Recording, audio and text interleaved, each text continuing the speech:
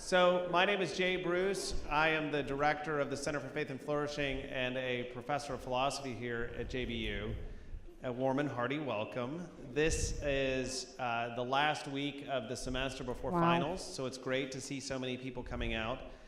We have all sorts of people at the Center for Faith and Flourishing, but it's been a long time since we have brought somebody I know as well and like as much as Ann Bradley, who is the George and Sally Mayer Fellow for Economic Education and Academic Director of the Fund for American Studies.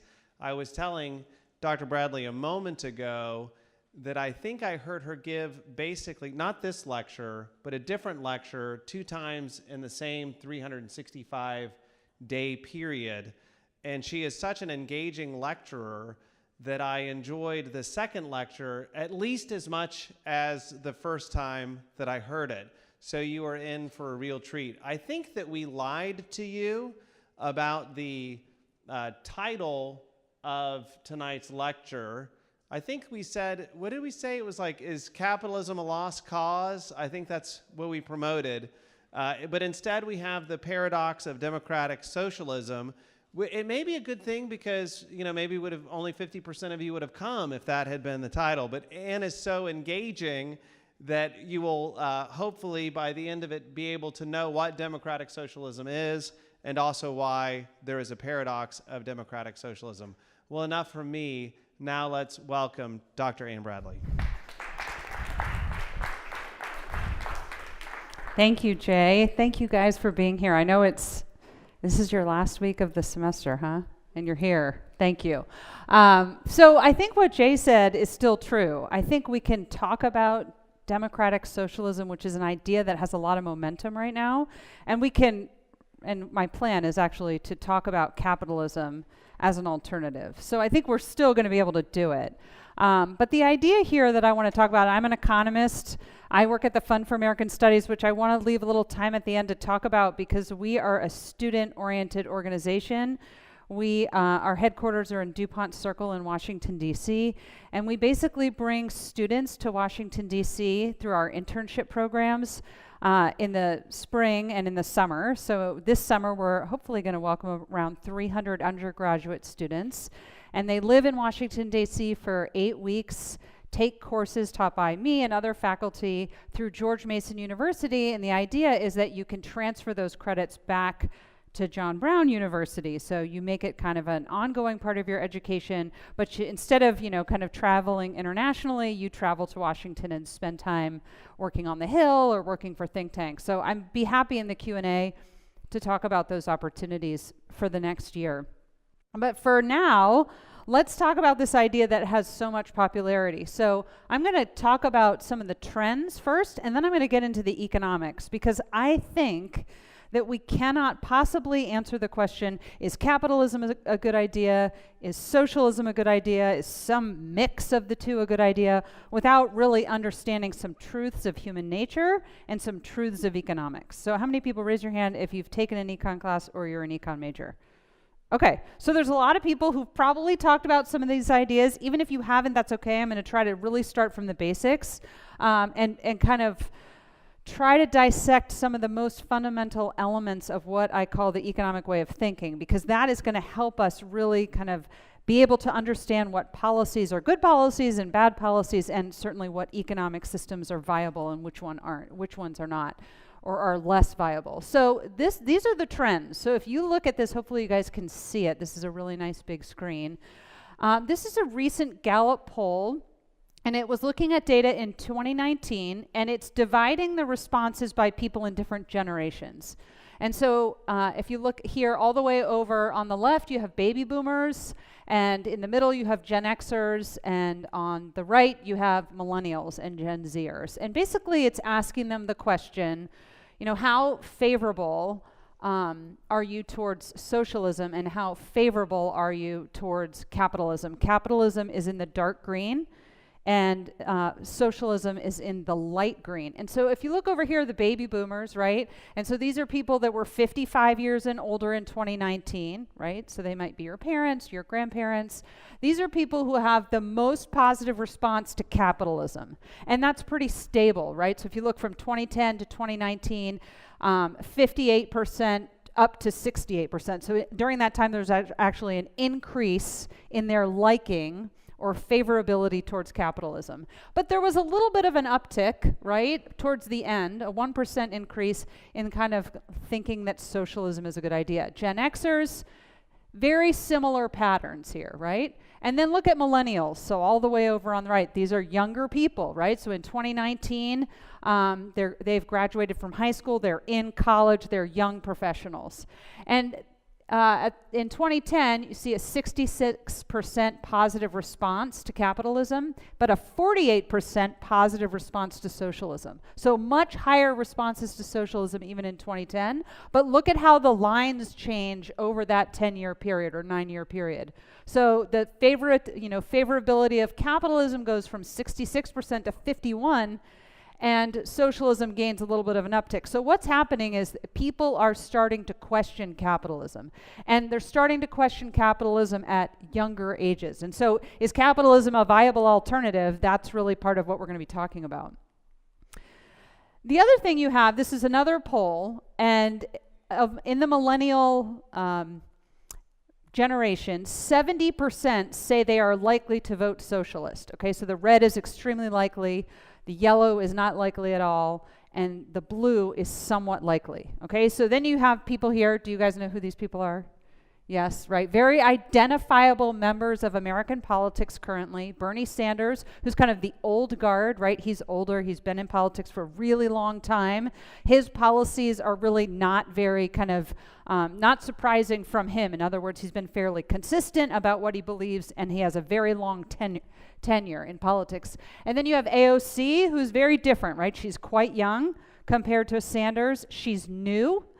And she's representing kind of this democratic socialism idea. They both are. But these are kind of very different reflections in American politics of this idea of socialism. So you have 70%. Now, here's one thing I'll say as an economist. Just because somebody says they're likely to do something doesn't actually mean at all that they're going to do it, right? So these polls we have to take a little bit with that understanding, right? So economists can only adjudicate what you like by what you actually do or what you refrain from doing when given a choice, right? So saying you're likely to vote socialist might be true when you're thinking about it, but what we really care about is what happens when you go to the voting booth, right? Because that's the only thing we can measure is that action. Why is this happening, right? So, I'm a lot older than you guys, so I grew up in the 80s where people were terrified of the Soviet Union, terrified. I remember being young and my parents made me watch. I mean, I can't actually imagine doing this with my kids. I have a 12-year-old and an 8-year-old. I cannot imagine. But there was we used to call them mini-series. This was like before Netflix, right? So if they wanted to show you a movie that had, was too long to cram into 2 hours, it's called a mini-series. And I think this was a mini-series, or maybe it was a made-for-TV movie, but it was called The Day After. And it was a movie about what it would be like to survive a nuclear war. Right, so like my parents grew up hiding under their desks with bomb threats, and I grew up kind of where everybody was afraid of the Soviet Union. And then the wall fell, and everybody felt like the battle of ideas was over. Everybody felt that Milton Friedman and Ronald Reagan and Margaret Thatcher and F.A. Hayek and all these people had won. And that freedom was going to be the new way, and that markets were good. And that the Soviet Union was going to shed its old kind of way of doing things and become, kind of a market-oriented society. And of course, that really hasn't happened, I think, the way that people thought. But the battle of ideas wages on, and I honestly think that it will never stop, right? We're never going to reach the end of history. We're always going to be debating and battling these ideas, and they have a lot to do with the battle for power and the battle for who's in charge. Right? So kind of what I said at the beginning is we have to really have a fundamental understanding of how people work, how economies work, before we can really say, well, is capitalism or socialism going to be the right thing? But I think there's a cool factor. So one I already mentioned, which is you have popular people talking about socialism, but they're not talking about the old way of socialism, right? Nobody has a bumper sticker on their car that says, "Bring back Lenin," right? Nobody's saying that. Serious people aren't saying that because we understand the atrocities that happened in Cuba, that happened in the Soviet Union, that happened in Mao's China. People understand that, we hope. People continue to learn about it in the history books, we hope. And we learn our lesson, we hope, right? So, but there is a cool factor. But what the cool people are saying is not, let's go back to Lenin. They're saying, let's get a kinder, gentler version of socialism. Let's get socialism without the labor camps. Let's get socialism without the famines. And of course, that's a good idea, and it's certainly a good way to market socialism. The question is that possible, right? So anybody here ever seen a t-shirt like the one in the middle for sale or online? Yeah? Does anybody know who this is? You can shout it out. Yes, Che Guevara. He was a brutal member of the Cuban Communist Marxist Revolution. And you can buy a t-shirt with his face on it. Right? So you can go to Urban Outfitters. I haven't checked to see if they still sell it, but just a few years ago. You could go to Urban Outfitters and have a Che Guevara shirt for $25, which is ironic, shipped to you. Right? The Marxists like to make money too, as it turns out.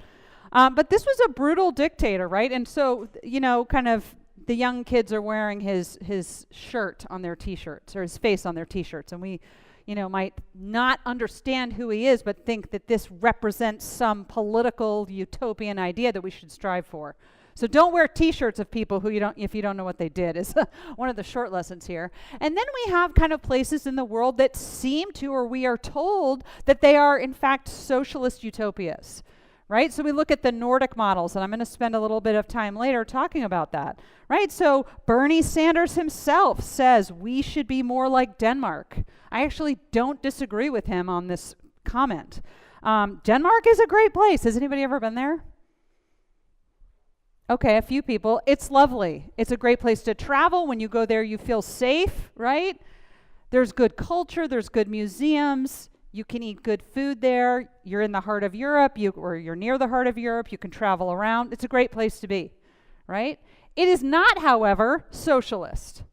It's far from socialist. And I'm going to talk more about that later. But I think the branding is we should be more like Denmark because Denmark represents modern efforts at quote-unquote democratic socialism, right? And so that's kind of why I titled the talk, The Paradox of Democratic Socialism, right? Denmark, I would never categorize as socialist. So I think that's the wrong label. And I'm going to go farther to say, I don't think democratic socialism is even possible. And I'll talk about why in a little bit. So I think some of these things are going on right now, and they're creating a lot of confusion, right? They're creating a lot of confusion. And again, who are we talking about? The age group of people who have just graduated or maybe are in high school, right? So the question is, what are they learning in high school? That's a different kind of question for a different day, but I think it matters, right? What we learn about history matters for what we're going to ask for from the future, from our politicians, from our policymakers, from our legal system, et cetera. So I'm an economist, so as promised, here are some of the economic realities.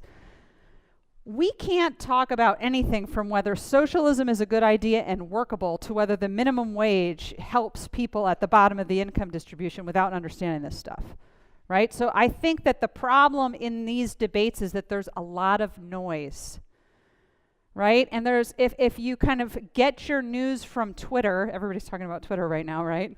But whatever a tweet is allowed to be, however many characters, I don't really know, but whatever that's allowed to be, if that's the source of all your information on policy, then you probably don't know a lot about policy, right? Because it's not kind of a world where we can really digest a lot of information. So I think there's a lot of noise. And I want to kind of take us down, kind of clear out the noise and talk about the fundamentals. So what are those fundamentals? One, this is always true everywhere, always has been true everywhere, and that is to say that we live in a world of scarce resources.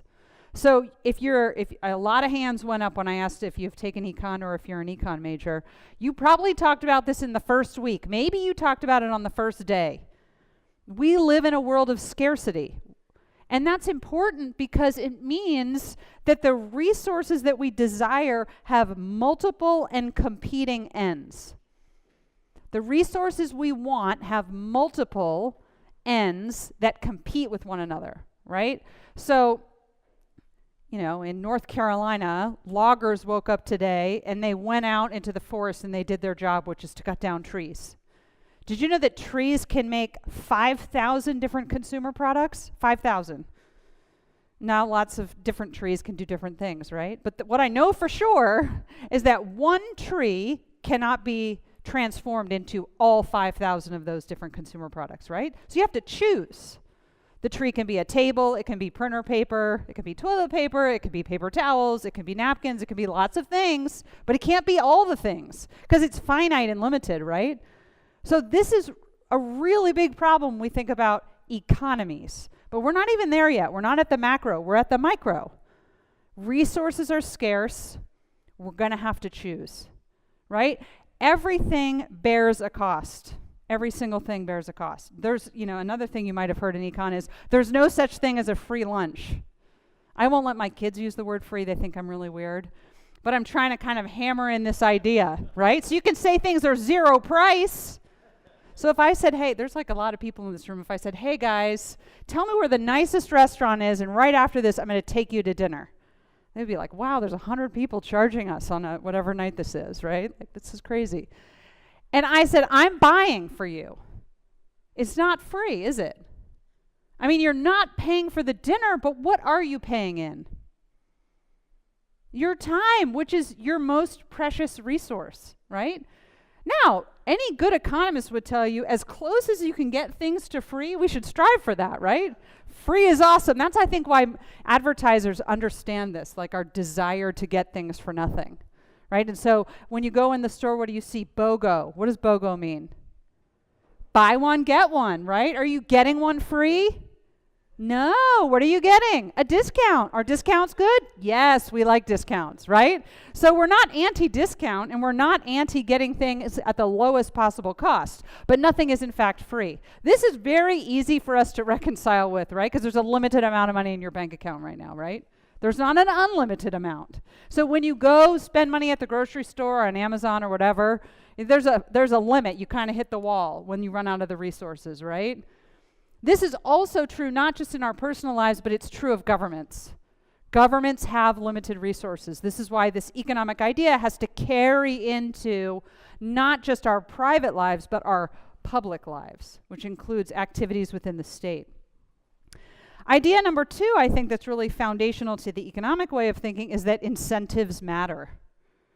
Incentives matter, which means that people have reasons for doing the things that they're doing, right? And that doesn't mean that the reasons are always good. So economists aren't assuming that people are always righteous or ethical, right? We just assume that people respond to the incentives that they face. And this is going to be really important when we start to bring up this conversation into whether socialism or capitalism is a good idea, right? So one of the, when I'm teaching in my class, one of the pictures I like to show my students on the first day when we start to go over some of this stuff is I show them a picture of Walmart, which is funny because, right, this is like the Walmart headquarters of the world.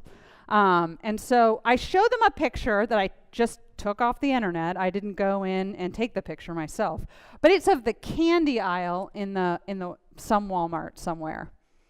And there's just like floor to ceiling, and I think it must have been Easter time when the picture was taken, because there's like the Reese's eggs and the chocolate bunnies and the jelly beans and all that stuff. We just did all that, right? So Walmart's mission statement, you guys probably talk a lot about Walmart. Does anybody know what it is? Save money, live better. This is like genius, right? Because everybody likes to save money, as far as I understand, and everybody likes to live better. I don't know what all that means specifically in our lives, right? But it's like a really great mission statement. But the question that it begs is like, why do the billionaires wake up every morning and consistently try to figure out how to save us money on garden hoses and Cheerios? Like, why do they care? When I there's a Walmart about 2 miles from my house, and when it opened only about 4 years ago, it was a very exciting day because it meant I didn't have to go across town right? I could go like right, and I've dropped my kids off at school, and that's usually when I go to Walmart because it's like 7:45 and no one's there. The only person I recognize in Walmart is the greeter, because she works kind of at the times when I go there. But the rest of the participants in the whole Walmart situation are completely anonymous to me. I don't know them, and I never use the regular checkout line anywhere. In any store I use, I always do self-checkout now.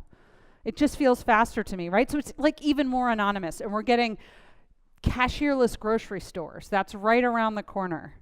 They've started opening them, but I think it will be a reality all the time. I was traveling about 2 years ago, 3 years ago maybe, and I was in the LA airport, and there was a coffee barista that was entirely a robot.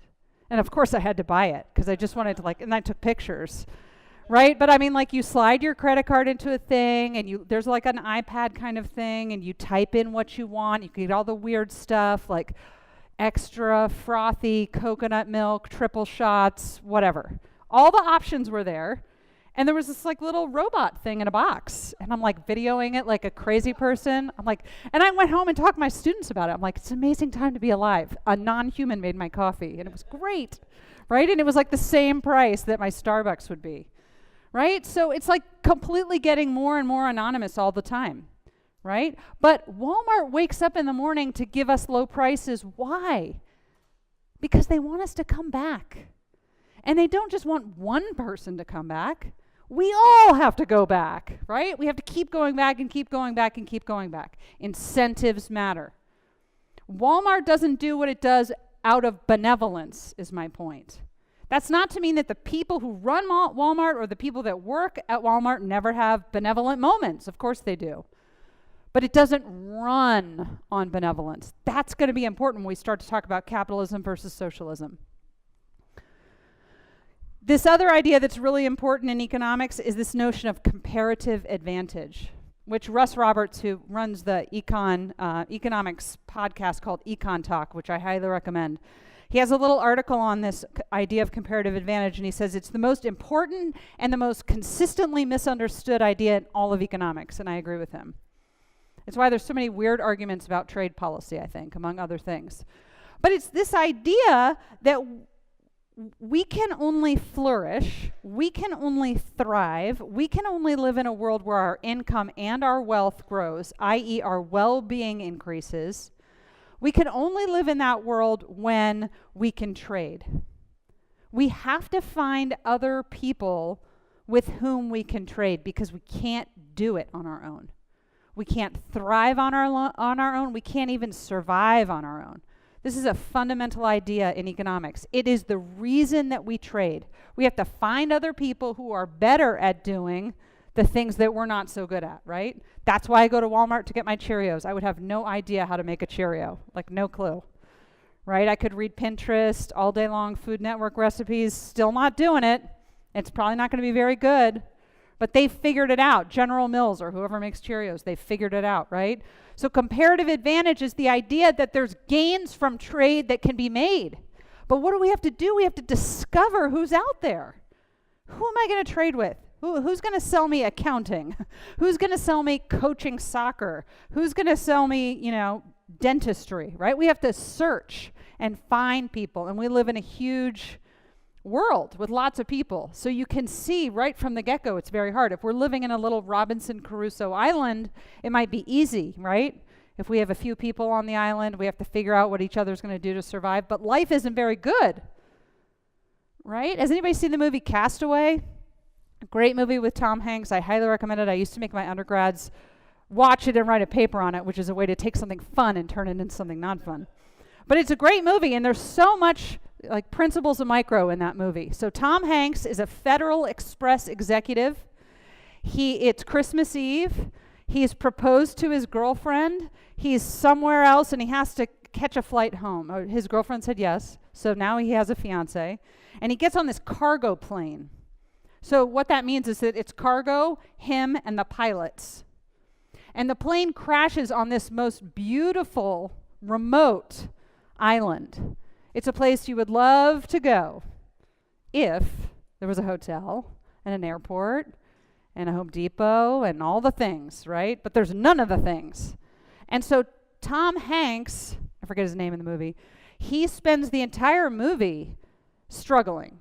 Like everything is a struggle. Making fire is a struggle. It takes him a long time to figure that out. Right? He's rubbing the sticks together. It doesn't work. He fails a couple times. You think he's just going to jump off the rock and end it all. He finally makes the fire, right? And then actually the scene that's very powerful, the minute after he makes the fire, right? And he's got this giant bonfire on the beach and he's running around. He's been there for a while, so he's like really shaggy and he has a long beard. He looks like a caveman. And he's running around screaming, "I made fire," because it's like a good day for him. I made fire today. And then the next scene, he has like this beautiful king crab leg and he's roasting it over the fire. And the only thought that I have in that moment is every day up until then, he was eating it raw. Awful. But he has to survive. So there's nobody to trade with. He has to figure it out. He has to do this arduous process of elimination every day. And what does he need? He needs water, he needs food, but he really wants to get off the island. So it'd be awesome if there was a Home Depot with a propane tank, right? And like raft supplies or something. But no, he has to kind of figure these things out. So he can't ever get there because he's alone. So we have to trade. We have to trade with each other, right? And that percolates up into economies.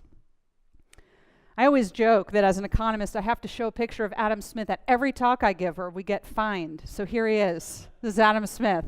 Adam Smith was a moral philosopher. Anybody ever heard of him?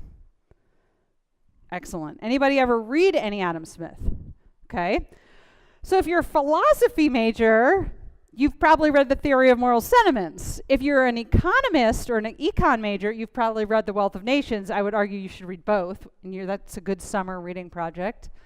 So Adam Smith was a moral philosopher writing during the Scottish Enlightenment.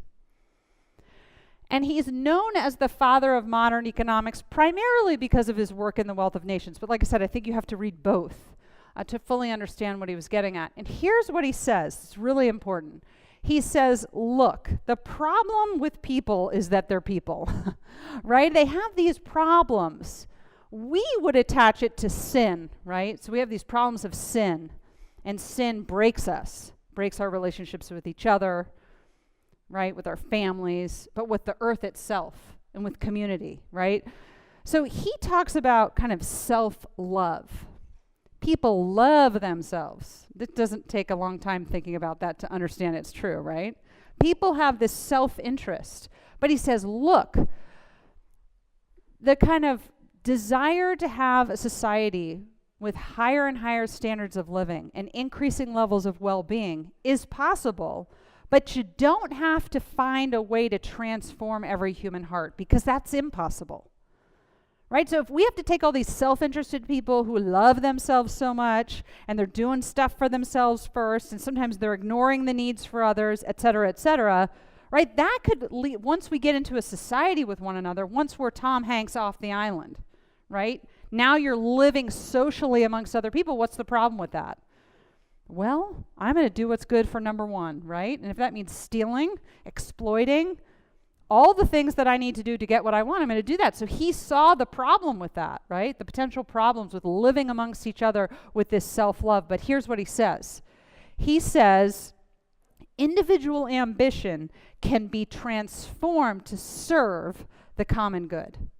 Nobody else was saying this. Today it's still, I think, kind of a controversial statement that you can put people out in the world with their self-love first, and you can actually get them to be motivated to care about what the rest of us need. And by doing that, you serve the common good. We just had a Walmart conversation, right? Why does Walmart offer us low prices in the effort to live better? Because if we go to Walmart, right, we're not going to Target. We're not going to Amazon. You're not going to your local grocery store, whatever the chains are around here. You're not doing those things, right? Walmart knows it has to compete for you to show up to buy your cereal and all the other things you buy there, right? So that's what Adam Smith is talking about. And you know what he hinged this all on? Private property rights. He said, we need to take man Sometimes good, sometimes bad, sometimes smart, and more often stupid. That's a direct quote. He said that, right? Sometimes good, sometimes bad, sometimes smart, more often stupid. And we need to find a way, a set of institutions that induce us in our ordinary conduct, he says. So meaning what you normally would do, not on your best day, but just in your ordinary affairs. We want a society where people wake up and say, hey, people need vaccines. We just went through that, right? People need hand sanitizer. So this is like pandemic-related stuff, but provides great examples. Or in general, people need cures for various types of cancer.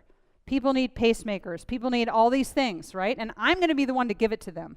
So that's how the self-love through private property rights and the profit motive can induce self-interested people to serve the common good, to serve their fellow man. And I want to live in that world. I can't speak for anyone else.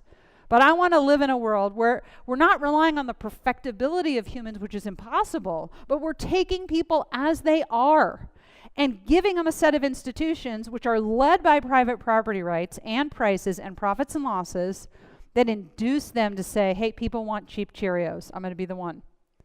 That's a mundane thing, right? Like, who cares about Cheerios? But if you need a pacemaker one day, that's not a mundane thing, right? So we want people to wake up in the morning to solve our problems. And Adam Smith says that's the way you do it. Here's the other kicker. And so if you've heard of these economists, in particular Ludwig von Mises and F.A. Hayek, they were very well-known economists in the 20th century, and they debated the intellectual socialists, right? So socialism was a very big political experiment over the 20th century. Soviet Union, China, Cuba, those are just the kind of the famous ones, right? Venezuela has been experimenting with this over the last 30 years, and it's not going well. The reason, and I'm going to get more to this in a minute, but we had to start with the economic realities. The reason that it's not going well is because of this. This is a fact of the universe. The optimal allocation or distribution of scarce resources cannot be known prior to engaging in the act of exchange. So it's the buying and selling itself that allows us to discover how to best use the scarce resources we have at any given moment. And that includes land, that includes physical capital, but it includes the stuff between your ears, which is your human creativity, right? How are you going to figure out what you're going to do, what you're going to provide? How do entrepreneurs figure out what they're going to do, what they're going to give people? Well, some of it's based on their talents and skills, but that's not enough. It has to be their talents and skills reconciled against demand, right? You have to say, oh, I'm good at maybe doing this, and consumers want it. That's what Smith was talking about, right? So there's no way that smart politicians or regulators or bureaucrats can sit down and plan out how to best use plots of land, how to best use the money that's in everybody's bank account, how to tell you what to do with your human capital. Nobody knows. The point is we have to discover it. The optimal allocation of scarce resources has to be discovered. So if all those things that I just said are true, then the conversation about capitalism and socialism must be adjudicated based on the truths. It's that simple. This is the exciting thing about this. Has anybody ever had a political conversation with somebody you disagreed with? When you're in college, I feel like that's really fun. I mean, when you're like maybe well beyond college, it's fun, right? But it's like, let's stay up till 2 a.m.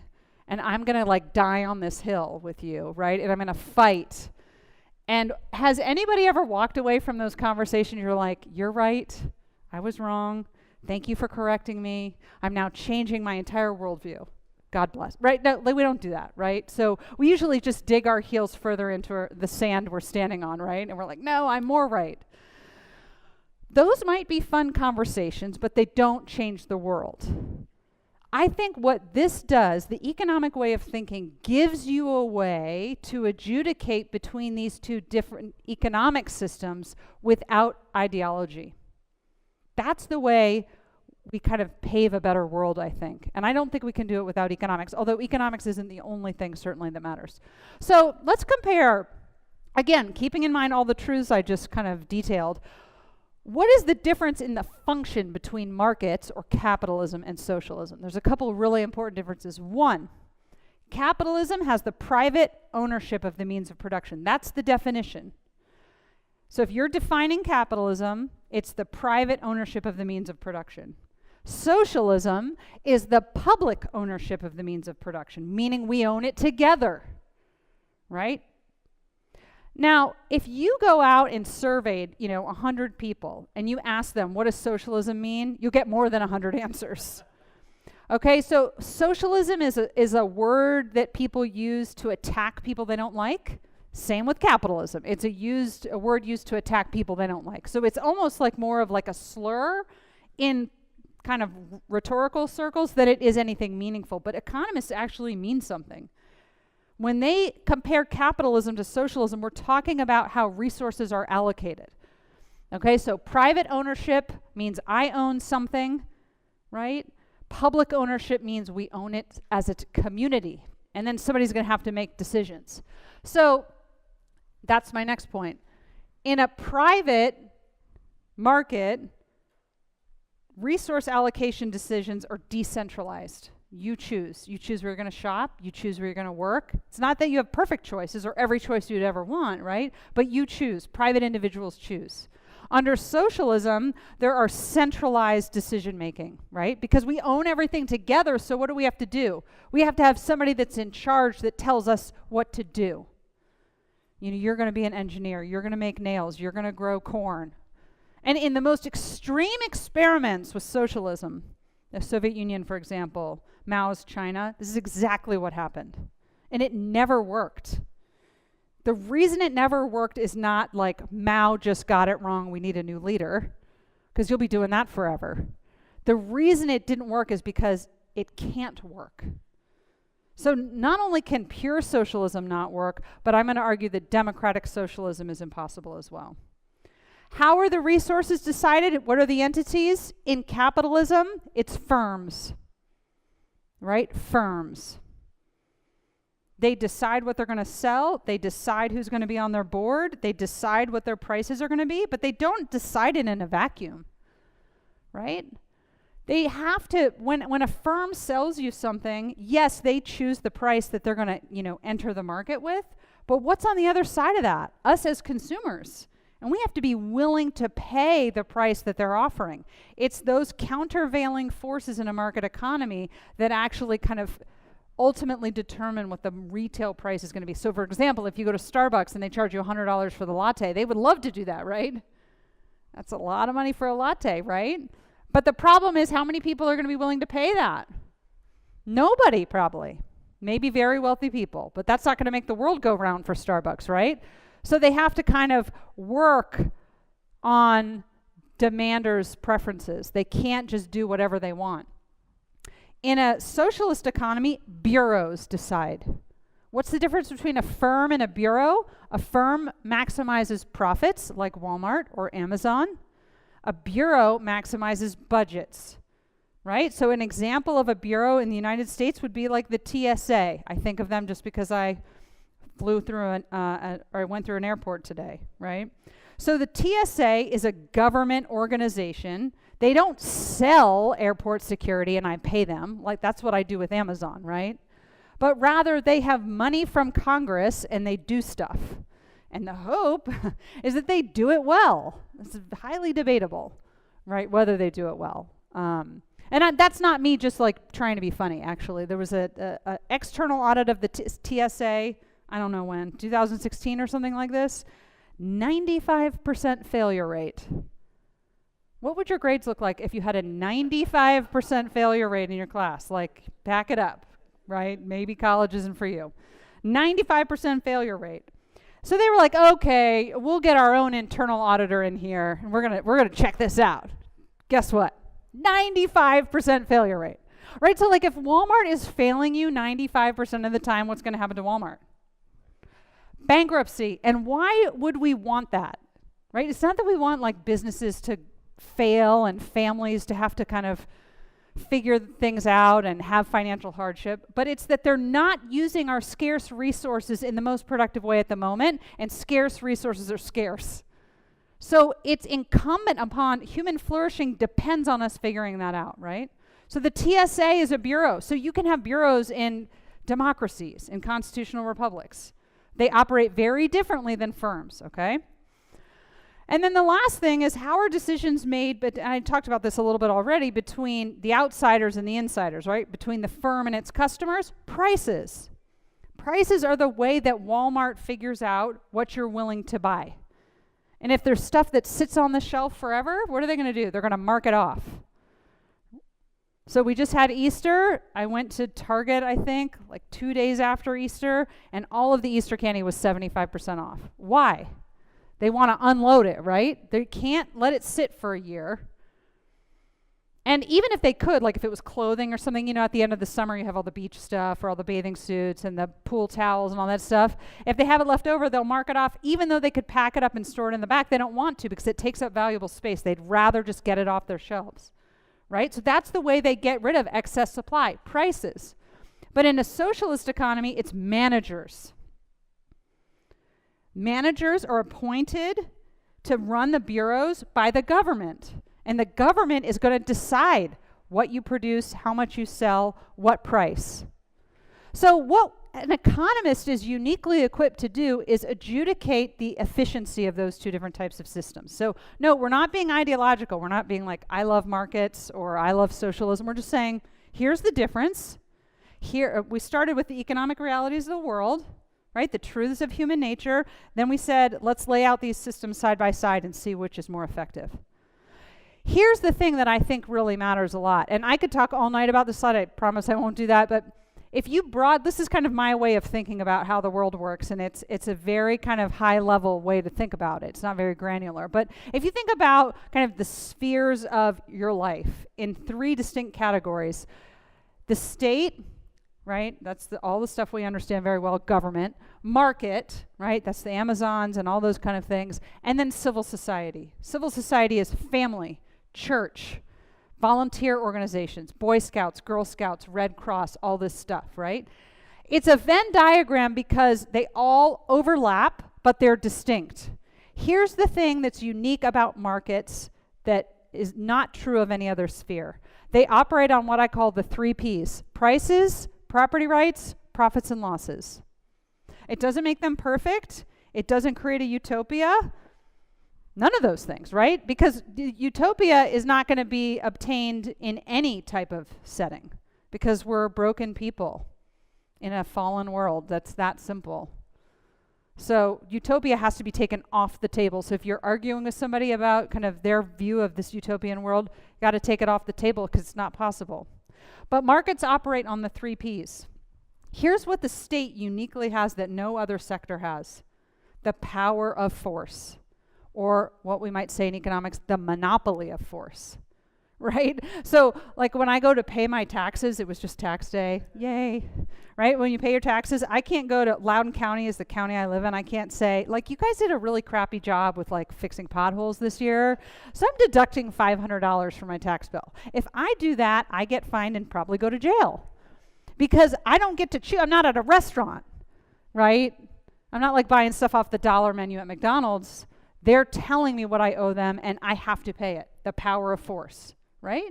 So we need the state. There's lots of reasons for a state, including enforcing and upholding the rule of law, among other things, right? But the state can't do everything, so they have distinct spheres, right? And you need all 3. But I think one of the important points is that flourishing societies have all 3. Societies that are either, kind of represent underdeveloped economies today, persistently underdeveloped economies, or economies that have kind of fallen from their star status, like Venezuela, have seen, how do I want to put it? These spheres kind of morph into one, where the state takes over everything. So it's not a surprise when you think about more traditional socialist economies that they controlled information, they controlled values, right? Today, if you use the word civil society in China, it is an illegal phrase. China persecutes religious minorities, which is like everybody, basically, right? Stalin, Lenin believed in state-sponsored atheism.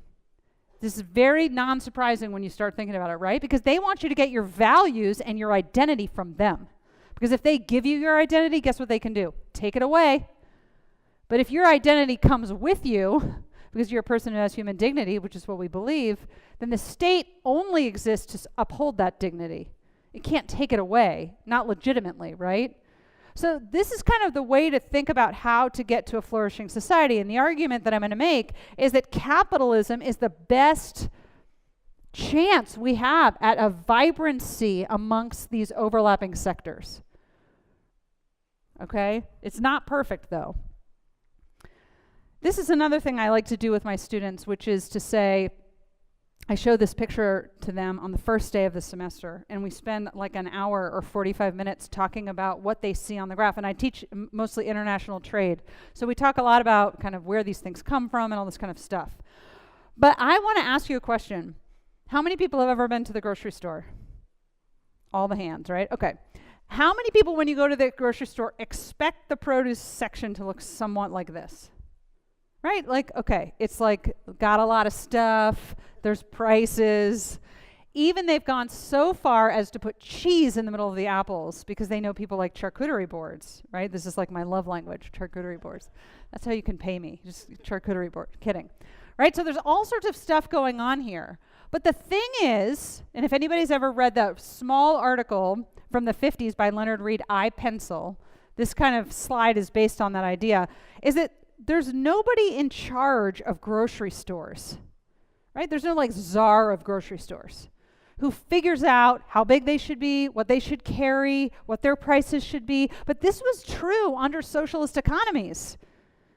You actually had people who were economists with PhDs that were hired, and they were in charge of setting all the prices for the Soviet Union. And it was a colossal disaster. Because having a PhD in economics does not put you in the position to understand how big a grocery store should be, how many apples it should carry, or it doesn't tell you anything about what their prices should be. We only learn that through the process. So the order that you see in this grocery store is defined in the process of the buying and the selling and the exchanging.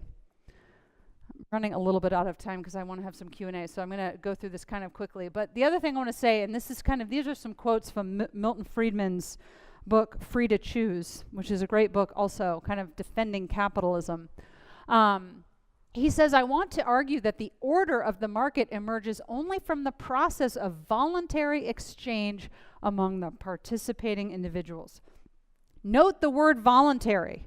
What is the grocery store chain here called? Like the big one?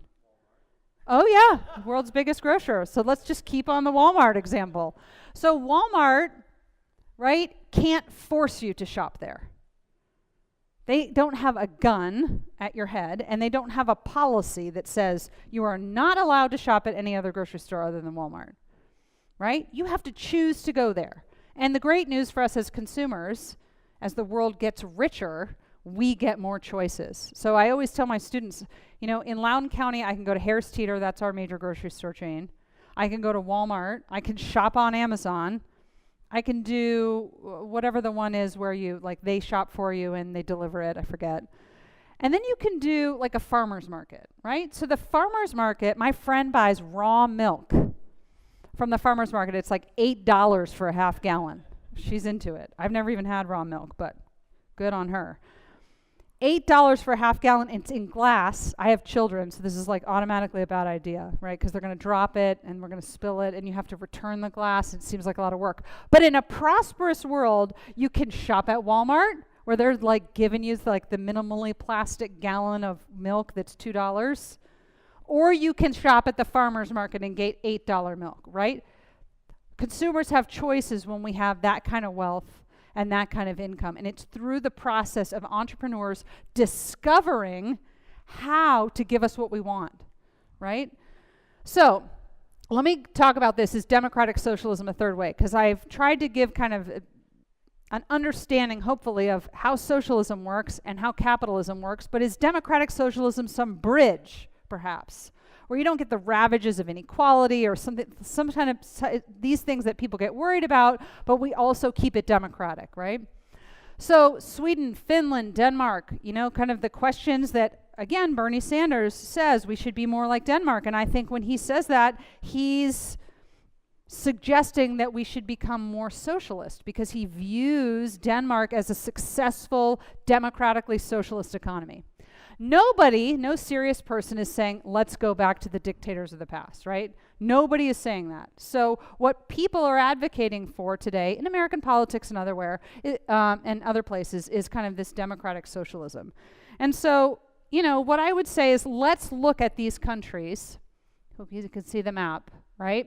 Smack in the middle, the green countries at the top. You see Sweden, Finland, Norway. You see Denmark.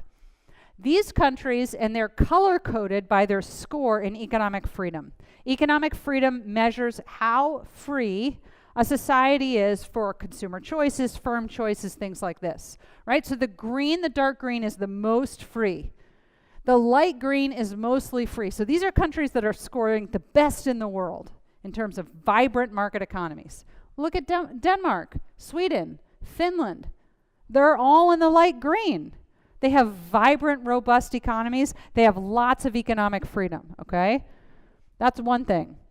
The other thing I would say, and this is the outcomes, this is a graph that's showing you or chart, that's showing you the most innovative economies in the world.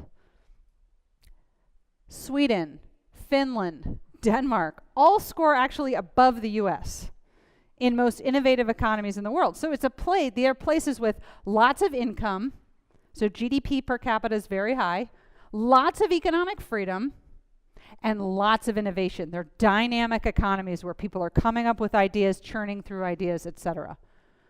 So, my big argument to you is that those economies are neither socialist.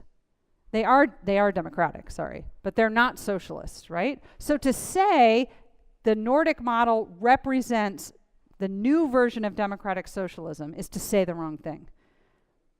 Countries that score in the top of the Economic Freedom of the World report, countries that have high levels of GDP per capita and innovation are not socialist countries. Socialist countries score in the bottom of the Economic Freedom of the World report. If we go back, look at Venezuela. I don't know if I have my little pointer here. See? Venezuela is a tragedy that's man-made. Okay, so 30 years ago, it was the richest country in Latin America, and it was a democracy. Today, in the Economic Freedom Report that was put out last October, they score dead last. In all countries that we measure, they score worse than Syria.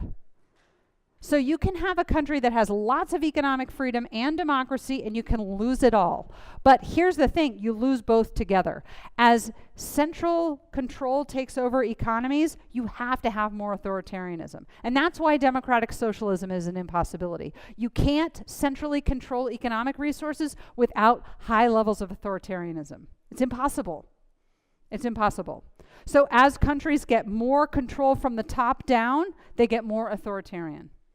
And this is a lesson that's repeated in history over and over and over again. And so what I'm saying to you is that ideas matter.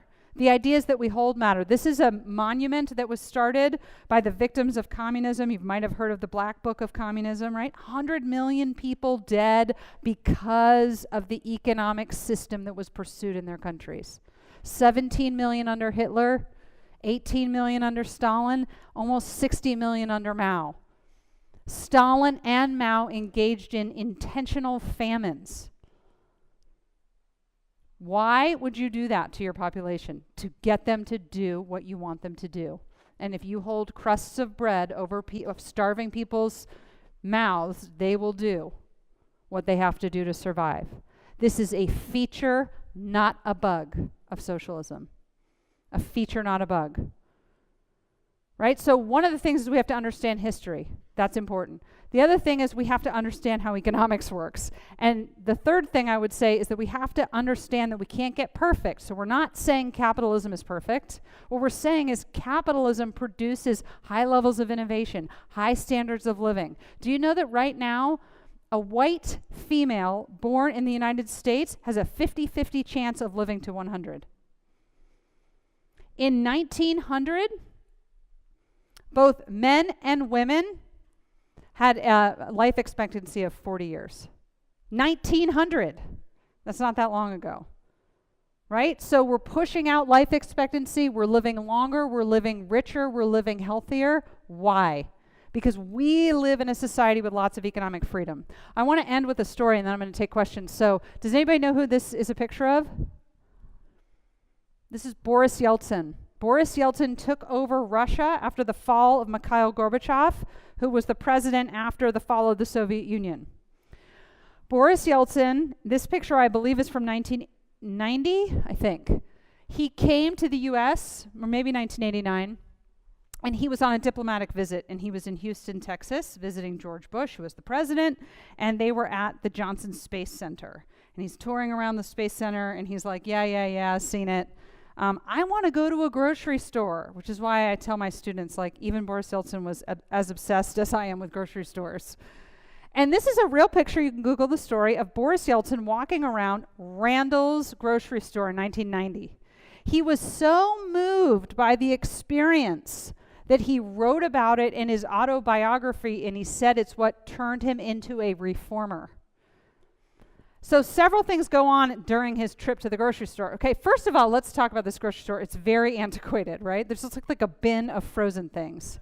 They don't have that anymore, right? Like the doors are censored and the lights come on and off, right? It's like very fancy now. Not in 1990. And this is like the middle of Texas. So this is also probably 20 years behind 1990, right? So a couple things happen. One, he goes to the manager and he says, do you have to have a special education to run a grocery store?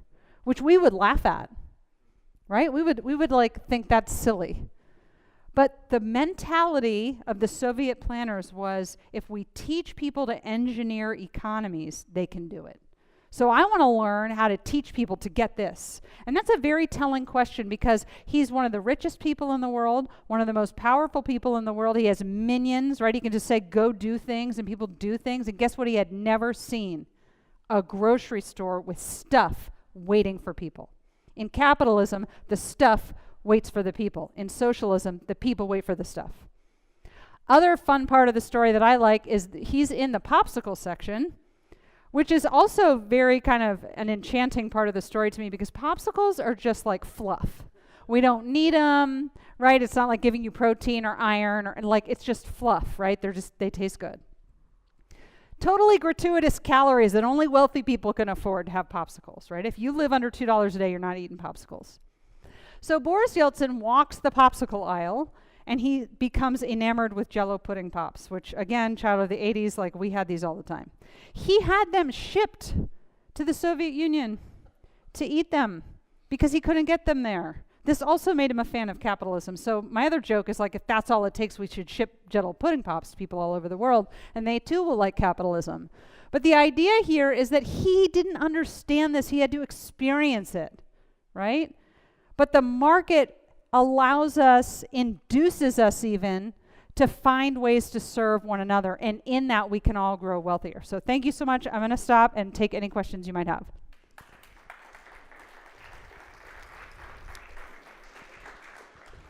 So if you raise your hand, I, your humble servant, will come to you so you can ask Dr. Bradley a question.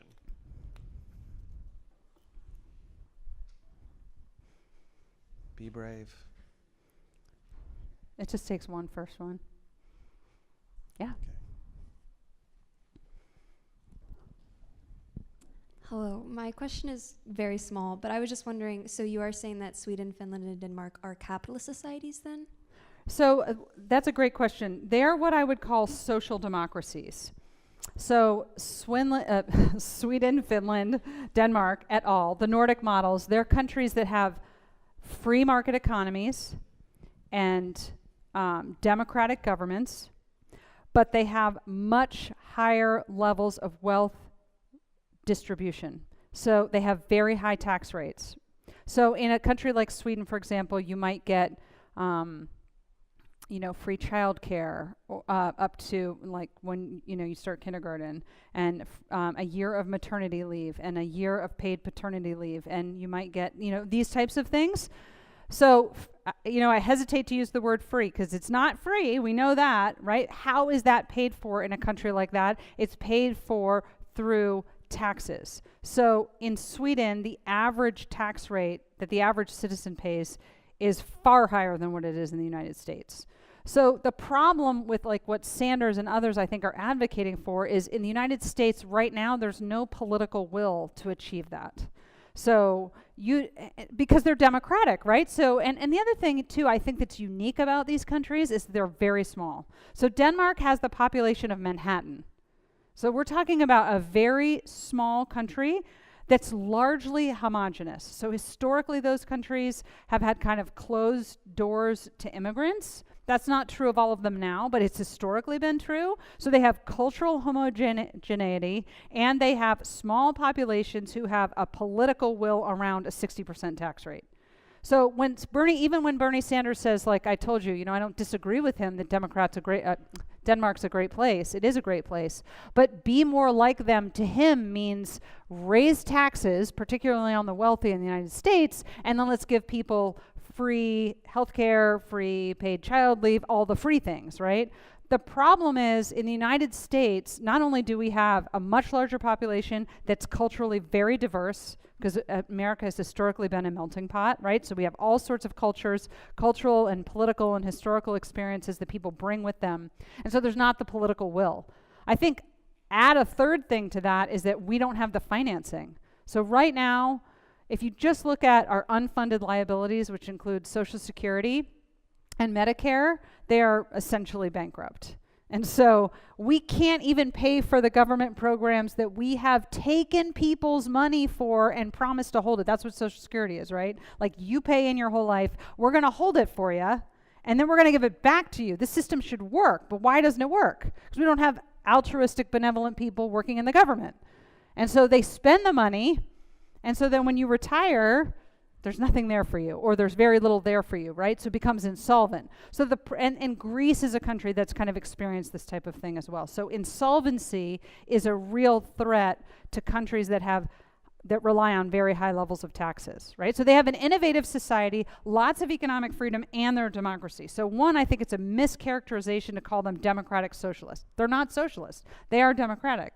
But they are what we call social democracies, which means they have much higher levels of government spending that are financed through taxation. I don't think even if we wanted to do it here, we could. Even if we had the political will, our finances don't work out, right? We have a debt problem. We have a spending problem in the United States. And that spending problem, by the way, is bipartisan. It has been 100 years in the making. It doesn't matter if there's a Republican Congress, a Democrat Congress, doesn't matter who's president, doesn't matter who's on the Supreme Court, doesn't matter who's running the Fed. We have a spending problem, and it's a bipartisan problem. So there's a cultural shift, in my opinion, that I think needs to change before we're ever going to be able to just get solvency on the programs that we already have. So that was not a small question. It was a great question and a big one, but really important, right? Because it's like, why can you get this one place and you can't get it somewhere else? And I think those are some of the reasons. Great question. Hello, I just wanted to ask you which institutions, in your opinion, do you think should be a private institution and which ones should be a public institution? Great question. And there's no blanket answer to that. So I'm going to answer just like an economist because that's all I can do, which is to say, in your econ classes, you might have talked about market imperfections or market failures or externality problems and public goods and these types of things. The market has problems with the provision of certain goods. So a public good is a classic example I would use to think about where that state, if you go back to that Venn diagram I showed you, what the market can't provide, and so we need a state to do it. So think of something like national defense in the broadest sense of what that means. It's a lot of stuff that falls into national defense, right? It's the military, it's drones, it's the CIA. I mean, there's lots of stuff that goes in there, right? The market can't really provide public goods because they're consumed upon production. So the minute that they're produced, we're all benefiting, right? And so if we're benefiting, why would we pay? We wouldn't pay. And so I think that's a very reasonable way to start thinking about, okay, what should the state do and what should the market do, right? And then you can think about a different category of, well, should the state regulate? Maybe we're going to not say, the state should provide health care. I mean, that's a debate right now too, right? But maybe some people say, well, maybe the state shouldn't provide health care, but maybe there should be regulations around what doctors are allowed to do or certifications that they might need. So this is where policy and regulations kind of also come into that mix of questions. But I would say just from a pure perspective of what should the government provide, I would use the economic way of thinking to say, okay, what are the real true public goods? But once you open that set of questions, you get tons of disagreement, right? So it's not even an easy thing to do. I think national defense is very easy. I think something like courts and the rule of law falls very easily into that category, but people debate, like, is education a public good? And I think sometimes that conversation gets confusing because, yes, we all benefit when the society is educated, but I don't think that means it's a public good, right? I mean, there's limits to how you can provide that. So that's the way I would start carving through those kind of questions. It's just using that economic reasoning and then say, well, okay, if the, let me give you another example. There's a lot of debates, even among economists, about what should be for sale, right? So like right now, you can't sell your blood. You can donate your blood, but you can't sell it. And so a lot of economists would say it would be much more efficient if you could sell your blood. You would get more blood sales, right? And you would solve that kind of supply problem that we have. And so, but there's kind of like a icky factor with people being able to sell their body parts, right? So like we limit the sale of certain things. So we might say some markets are off limits. Now, we can have an economic debate about what would be better or worse. But I think those kind of conversations come up in your question as well. Good question. I think we have time for one more question.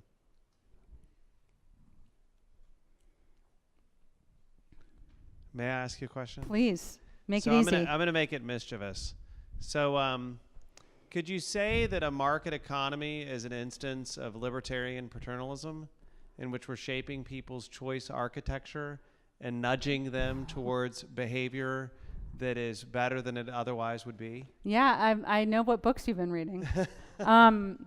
Would I say a market economy is... Yeah, I loved what you said about the we incentivize people, or I forget exactly what word you used, but here I am, I'm selfish, but I've got these ideas and I want to bring them to market, and so I'm not going to try to charge you $100 for a latte, even though I want to, because I want you to come back and I want you to tell people, hey, this is a great value, et cetera, et cetera.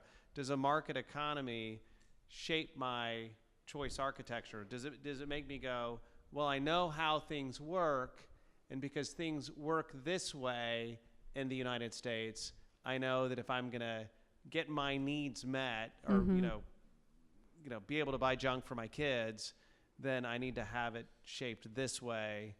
I need to make these decisions where I give customers good value and they tell their friends, et cetera, et cetera. Yeah, it's a good question. I think there's a couple angles I could take to answer, so I'll try that. I think part of it is we never make choices in this vacuum where it's like I'm with my mind and nothing else. So there are certainly things that influence our choices. So I think maybe that's part of what you're asking, right? And some of that I think is fine, but some of it might not be so fine, right? It's like what is actually... So one of my students asked me the other day, does fashion fall into the category of how the market dictates what you do? And it was hilarious, right? Because my students are young, I'm old. And I read an article the other day that said skinny jeans are out. And I'm like, well, now what do I do? Because that's all I own. So now I have to go out and buy non-skinny jeans if I want to be hip. I'm not sure I'm ever going to be hip at this age, but it's like a constant desire to be hip, right? So it's like, do I give away all my skinny jeans? Do I fold them up and hope they come back in style in 15 years? They probably will. You know what I mean? So this is a really interesting question about the psychology of what's we want. And as an economist, I would say I'm only in a limited way able to answer that question, but I certainly think it matters, right? What kind of color cars are for sale now versus the color of cars in the 1950s? Cars used to be very colorful, and now it's white, black, and gray. A few colors, but it's much different than it was before. So consumer tastes and preferences are absolutely driving what car makers are painting their cars. Right, but I think it's more of a back and a forth. I don't think that Walmart is the architect of my choices, because Walmart has to wake up and figure out what to put on their shelves, and how do they do that? They figure out what they think I want, right? So it's this constant ebb and flow of what consumers want. So Walmart might want to dictate what we want, right? But that is only going to have a limited efficacy. If they put stuff on the shelves consistently that no one wants, people aren't going to buy it. And the good thing about markets is the discipline is fast, right? Because you're going to start losing money. And that loss of money says, I really want people to want this, but guess what? They don't want it. So I think a great way to think about this too is the show Shark Tank, which is fun, right? But it's like a little tiny kind of microcosm of thinking about entrepreneurship. So one of my favorite episodes, well, I'll tell you my funny favorite episode was like last year I was watching it, and somebody came up with a thing. It's like a wooden box that you put in the woods of your house, and it's a bat motel. And I'm like, what? Like, what on earth, you know? Like, somebody needs to get off the drugs and get a good night's rest and not come up with crazy ideas. But it turned out that I just didn't know anything about this. So if you live in the country, you actually want to have a lot of bats on your property because they eat bugs. Who knew? I live in suburbia. I did not know this. I was like, people want a bat motel. Okay. But it turns out that the people that took this to Shark Tank knew that, right? And so the sharks were like, whoa, bat motels, this is like crazy stuff, right? But they actually funded it. So that's the thing too, where the knowledge problem is always out there. We don't know. Walmart doesn't know what you want. The bat motel people don't know what kind of property you live on, right? So there's a constant need to discover. In a market economy, there's an incentive to discover. In a socialist economy, there's not. So one of my favorite cartoons that comes out of the Soviet era, it's from a Soviet newspaper in the 1920s. And it's a picture of it's just a political satirical cartoon, but it's a 2-ton nail. And it's in a nail-making factory, and it's being hung from the ceiling on these wires. And the joke is, well, they told us to make 2 tons of nails. And so we made a 2-ton nail so we can go home and drink vodka and smoke cigarettes. Because we don't want to be here, right? Because that's managers are making arbitrary rules and workers are just saying, okay, I don't want to get shot. Okay, I'll do this, right? So you have a 2-ton nail, but the problem is nobody needs a 2-ton nail. Nobody wants a 2-ton nail. So you have a 2-ton nail and no use for it. But you've wasted all these scarce, precious resources, right? And so in a market economy, it's not that people are better or smarter or more creative or like love people more. It's that they have different incentives, right? So that was long-winded. I hope that answered some of what you were asking. That's great. JB, let's thank Dr. Ann Bradley. Thank you, guys.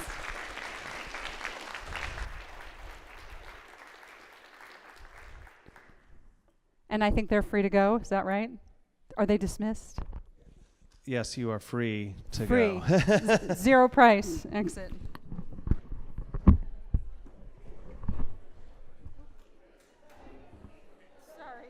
That's all right.